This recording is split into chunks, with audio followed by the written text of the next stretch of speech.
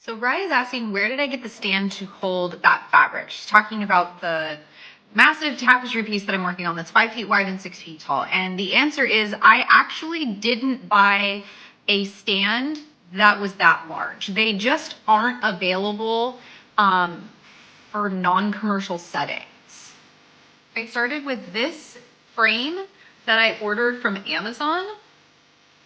But that frame can only handle fabric that's about 2.5 feet wide. And the piece of fabric that I'm working with is 5 feet wide. So we actually had to make some modifications to widen the frame to be able to handle a piece as large as this one. So the biggest modifications that we had to make to be able to accommodate just how wide this is we had to replace this, and this with much longer dowels and a piece of wood down at the bottom. And then the other major modification that we made is adding these braces here on each side in a triangle pattern with this key that gets pushed through here. Because if I move this down to stitch, if I don't lock these into place with this on top of it, oh my gosh, can I do this one-handed? So that's going to hold that in place, and I have another one at the other side as well to help hold it in place. If I don't have this, oh my gosh, go back.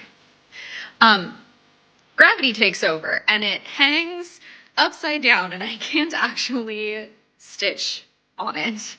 And then the last modification he made for me personally, but most people probably aren't going to need, is he attached this piece of wood with a little bracket under here, and that holds my camera arm so that I can film what I'm doing as I'm stitching. So that's how I do the time-lapse videos. So yeah, I started with a much smaller frame, and then we made modifications for it to be able to accommodate such a large tapestry piece. I think all totaled, we probably spent somewhere in the neighborhood of about $75 to purchase the original stand and then to make the modifications that we made to it.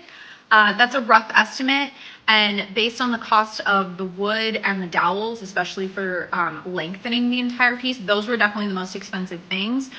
You may be able to get it for cheaper or more expensive depending on where you live and the cost of wood.